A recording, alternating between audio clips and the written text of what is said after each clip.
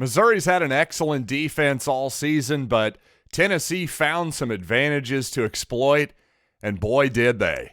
Plus, a hot start by Missouri basketball somewhat overshadowed by Isiaih Mosley's absence on Friday. So let's talk about all that and more right now on Locked On Mizzou. You are Locked On Mizzou, your daily podcast on the Missouri Tigers. Part of the Locked On Podcast Network, your team every day.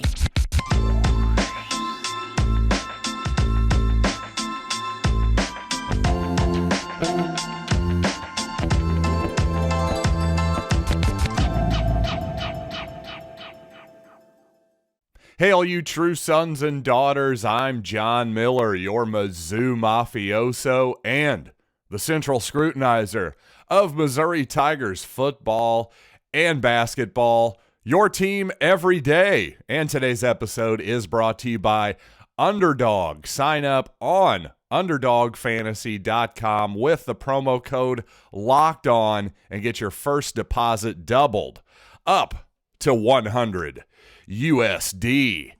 And I tell you, that was a disappointing game yesterday for Missouri. Obviously, on a number of different levels. The Tigers, in fact, gave up Tennessee's school record in yardage yesterday. 724 yards of total offense by the Volunteers. And, well, if you were a little irritated at the end when Josh Heupel was still trying to put yards and points up on the board, I get it. I really do. I wasn't happy about the whole thing, and yet I was more embarrassed than I was mad that Josh Heupel was trying to score. It was more embarrassing that Tennessee has their backup quarterback in, and yet there's still nothing Missouri can really do about it. And I felt the defense's frustration at the end of that ball game too, but you know what? Good for them. They gathered themselves, shook the Vols' hands at the end of the game, and didn't do anything stupid and start some brawl or something that would have been even more embarrassing. Because quite honestly, as I said in the preview episode, it's one thing if the team's going to leave in their first stringers and run up the score, but hey, when they're putting in the backups, especially on senior day, you know what? Those guys practice hard. They get to go out there and play too. And just from the coach's perspective, again, you want to evaluate these guys, right? You don't want to just see them run straight handoffs for 8 straight snaps. So I don't mind it whatsoever. I minded that Missouri gave up 66 points and over 700 yards of total offense. But to me, the running up the score at the end, yeah, it hurt. It definitely hurt my pride for sure. And I'm sure it hurt that defense's pride, but I don't really know how you get mad at Josh Heupel and Tennessee for that. If you're mad, well, go stop them. I think maybe the most frustrating part of all, at least for me, I was at a frustrating Saturday anyway, but we'll leave that aside. So maybe that was my own personal thing here, but first half, it just felt like the defense was really hanging in there nicely against obviously an excellent Tennessee offense, maybe the best offense in the entire country. If there's a better one, I sure as heck haven't seen it. But at the same time, while Missouri was hanging in there, it just seemed like there'd be a penalty at the wrong time, sometimes a questionable penalty, by the way. It's the second week in a row. I don't feel like Missouri's gotten the benefit of a lot of whistles. We'll talk about one call in particular that went against Missouri twice that I think is a rule at the very least the NCAA should look at. But obviously, in a 66-24 ball game, you're not blaming the officials, right? I'm just saying early in that ball game, before it all spiraled out of control on Missouri, actually I thought Missouri's defense hung in there very, very well for the most part. But unfortunately, Missouri cuts the lead to 28-24, and there was just a huge busted play. Jalen Hyatt lines up all the way on the left side, and nobody's over there with him. I'm not sure what happened there, but poor Chris Abrams-Drain, it was just a 2-on-1 convoy down the field. He had no chance to make a play there, and it just felt like from that moment on, the momentum was gone, the spirit was a little bit down, and for the Missouri offense, the whole team, to already have 24 at that point was more than you would expect. So just to give up one snap later, to give that lead back on a touchdown, I just think that was too much for the team. And eventually, hey, Josh Heupel, when he finds an advantage, he not only attacks it, he attacks it relentlessly and with speed. And unfortunately, Missouri looked like Delaware State circa 2016 yesterday in that second half. They really did, and that was tough to take. And the advantage that Josh Heupel truly felt like he had was against the Missouri safeties. Over and over again, early in the game, it was Jalen Carlisle. Eventually, it was Joseph Charleston. Martez Manuel gave up a touchdown pass over the top. So it wasn't any one guy. It was just all the safeties in general, because if you watched Chris Abrams-Drain, if you watched Dennis Rakestraw, who broke up some plays early in the ball game, also collided with his own player, unfortunately. Can't blame anybody there. Again, just another part of that frustrating start defensively. Missouri gets pressure in the backfield, hits Hooker, causes the ball to flutter, and unfortunately, Rakestraw and possibly Charleston, I can't remember who the other player is, but they collide into each other. Fortunately, Rakestraw was okay, but that was, again, one of those moments where it just felt like the defense was so close to making a big play, to getting off the field, to getting a turnover, but it just didn't quite happen. And then eventually, third quarter, the dam broke, and, well, once Tennessee figured out that they could throw on Missouri safeties, well, eventually it seemed like the Tigers did adjust by putting perhaps another guy off the line of scrimmage out of the box to help out with the passing game. But then, unfortunately, the run game, the floodgates opened there, and suddenly Tennessee was able to just run the ball extremely effectively. The Tigers just didn't really have an answer. So I really think that while as embarrassing as it would be to give up 700-plus yards, total offense, 66 points for this defense, I just think this was a unique matchup for the Tigers. I think some people will say, well, Missouri's defense got exposed this week. Except here's the problem with that. That presumes that Missouri has played no one before that. Missouri's defense was certainly not exposed against Georgia, but again, the Dogs are more of a, at least compared to Tennessee and Josh Heupel, a much more traditional, almost pro-style these days type of offense, one that Missouri just matched up much better with. Because everything that Heupel did, well, he took advantage of Missouri's relative weaknesses. I don't think Missouri's safeties are bad in pass coverage or anything, but Heupel just consistently was able to get receivers where he wanted in matchups he wanted, and frankly, there was just nothing Missouri could do about that. So I thought it was interesting that Rick Neuheisel spent a big chunk of the broadcast praising Brady Cook and an improved Missouri offense. Well, my thoughts weren't quite as optimistic as Coach Neuheisel's. And by the way, speaking of some ugly statistics, not only did Missouri give up Tennessee's school record in offense, well, that was the most yards Missouri has given up in a game since I was 3 years old, all the way back against Oklahoma in 1986, when the Tigers gave up 750 total yards to the Sooners that day. But you know what? I have some better numbers for you, some better numbers to play with over at Underdog Fantasy, because here's the deal. If college football is getting a little bit depressing this time of year, yes, the Tigers are not going to reach 7 wins. They're not going to get 8. They're not going to reach their heights. But you know what? There's plenty of fun to be had over at Underdog Fantasy. Today, for instance, you could have taken Jaden Daniels against Arkansas, because the Razorbacks are 129th in America in passes given up per game. Or you could go with JT Daniels from West Virginia. Notice a theme here. I'm going with guys who could have played quarterback for the Tigers but did not. But you know what? Regardless of what you want to do, it's easy to play Underdog Fantasy in over 30 states. You can pick between 2 and 5 players across any team, not just your team, and decide if they will finish higher or lower. It's as simple as that. So sign up with the promo code Locked On. That's one word, Locked On, and Underdog will double your first deposit up to $100. Deposit $100, get $100 free. Go to UnderdogFantasy.com or find Underdog Fantasy in your app store. That's Underdog Fantasy, promo code Locked On. Get in on the college football pick'em action today. Thanks for making Locked On Mizzou your first listen today. For your second listen, check out Locked On Sports Today. From the big games, the big stories, go beyond the box score and behind the scenes with Locked On's local experts giving you the type of insights only they can provide. So Locked On Sports Today, available on this app, YouTube, and wherever you get yo podcasts.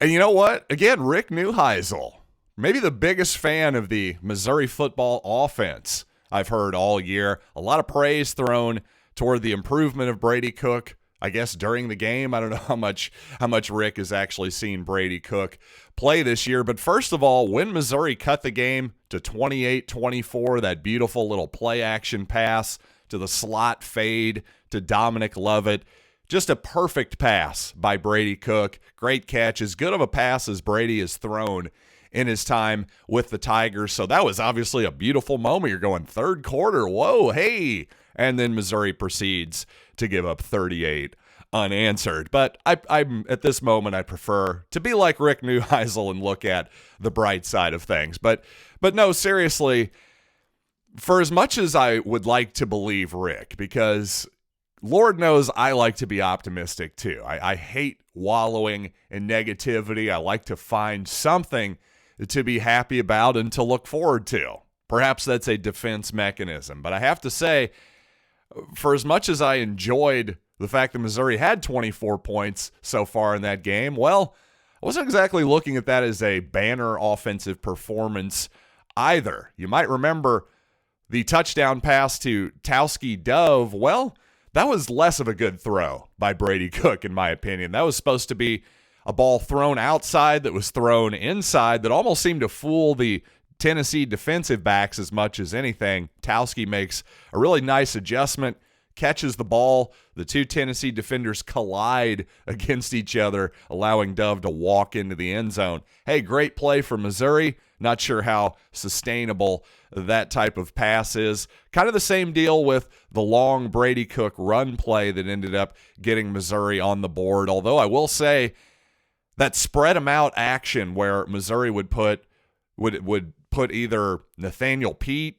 at least on one short yardage conversion, Dominic Lovett notably on another play where they'd have a jet sweep man, and Brady Cook had the option of either handing it or keeping it, on a read and going right up the middle. That type of play, in my opinion, is actually a sustainable type run play that you can build a lot of an offense around. But at the same time, counting on Brady to have a 50-plus yard run play on each and every drive, well, that's not realistic. So to me, this has been what we saw on Saturday was very similar to the Missouri offense that we've seen all year.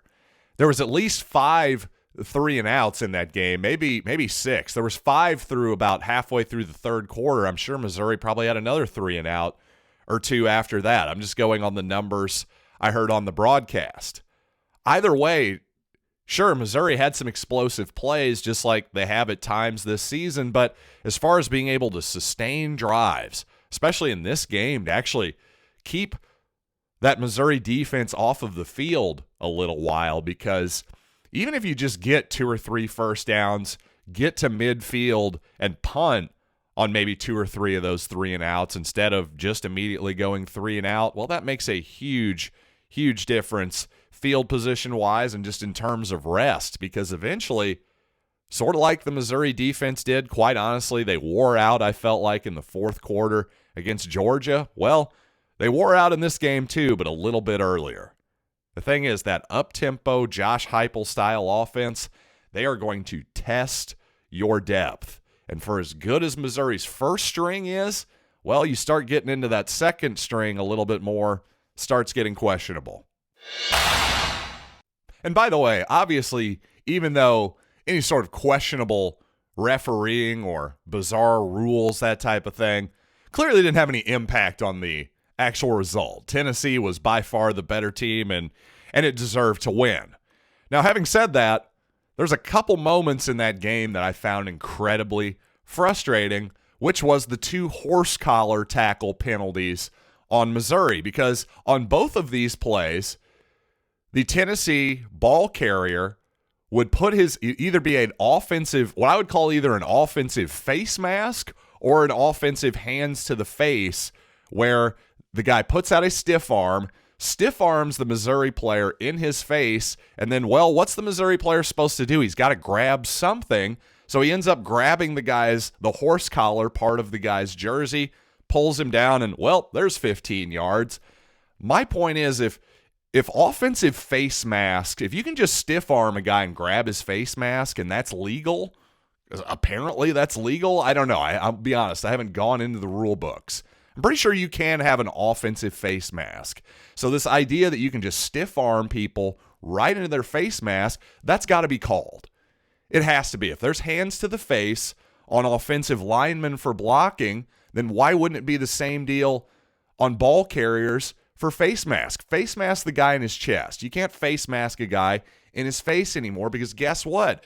He's going to then reach. He can't see anything, and he grabs you and then pulls you down by your horse collar. Like, I'm sorry, that's on the ball carrier. At the very least, those should be offsetting penalties. Because again, as the defender, what am I supposed to do there? I have to tackle the guy, but I don't know where I'm grabbing because, again, you've put your hands in my face. Now I'm looking straight up in the air, just like trying to grab blindly in the dark here. To me, there's got to be some kind of rule interpretation change there, or a point of emphasis of, hey, if we're going to call hands to the face and face mask really closely, well, the ball carrier shouldn't be allowed to do it either. That's just my opinion. And coming up on this program, listen, at this point, I really like the Dennis Gates era. It's been fun basketball, but unfortunately, this Isiaih Mosley thing is weird and starting to overshadow the start of the season a little bit. And frankly, I don't believe anything Dennis Gates says about Isiaih Mosley at this point. But here's what you got to believe. SimpliSafe is by far the best home security you can possibly buy, because not only is it affordable, it's also one of the easiest things you can possibly imagine.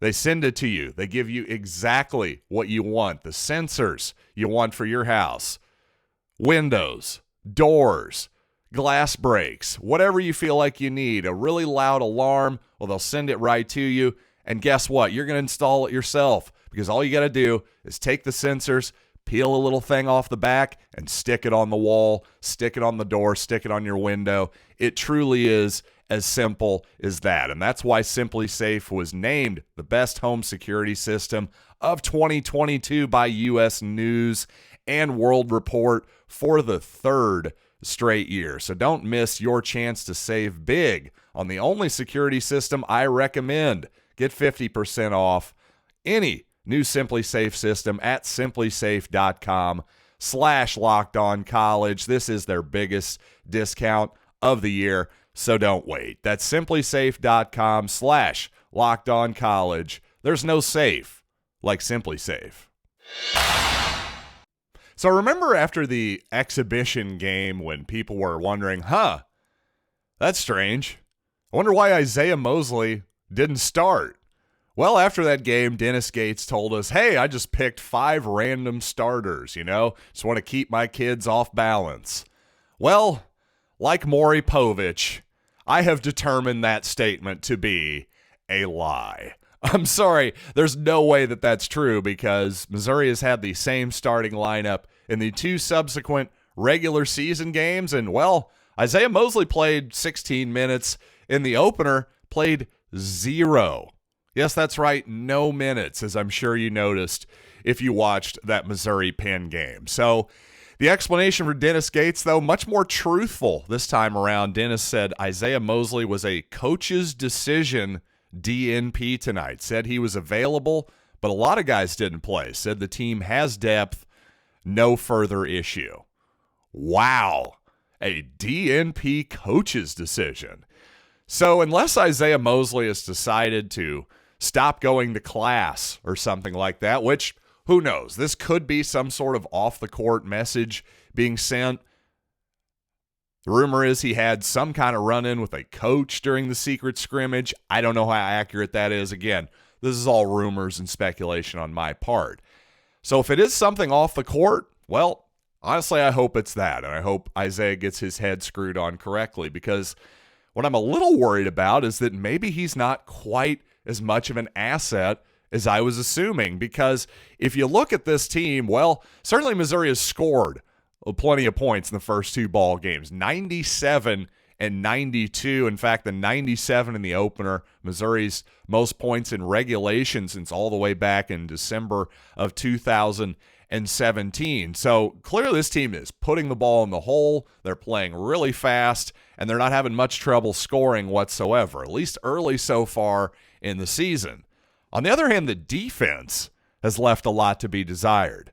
Not only in terms of rim protection without Aiden Shaw. I mean, forget about that, really. We knew that was going to be the case, but we also have had a real difficult time defending the three-point line and just dribble penetration that opens up those driving kicks for open three-pointers. So perhaps the message here to Isiaih Mosley is, hey, we scored just fine. We don't need a guy who's going to try to go out there and maybe hog the ball. You know, again, this is all speculation on my part, because I'm just frankly stunned that we're here at this point. We're 2 games in, 2 real games in, and we're already, Isiaih Mosley has taken a DNP coach's decision.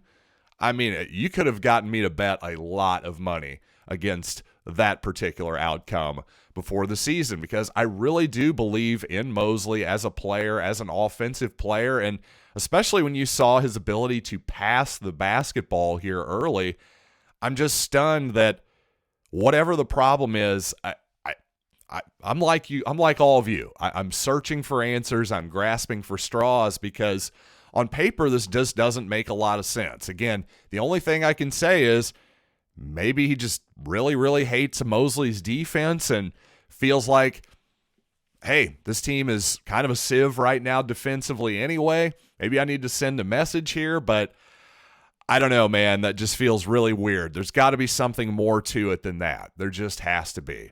The good news is once again, I was watching Mosley. He put on his headband in the second half as if he might go into the ball game. Hey, Jackson Francois was sitting next to him, dapping him up, keeping him involved. Again, it doesn't seem like Mosley is moping over there necessarily, but I don't know how much longer we can continue to treat him like an afterthought. It's just, for as much as I've enjoyed this start to the Missouri basketball team, that part truly is disappointing. And I think, obviously, if you're going to see the best version of this Missouri basketball team, well, eventually Isiaih Mosley is going to have to be a significant part of it. All right, well, thanks once again for joining me here on the Locked On Mizzou podcast and making it your first listen. For your next listen, check out, once again, Locked On Sports Today. The big stories, instant reactions, big game recaps, and the take of the day. Available on Odyssey, YouTube, and wherever you get yo podcasts. So until Monday, we'll talk about the Missouri-Lindenwood basketball game, of course. So I'll see you then, right here on Locked On Mizzou.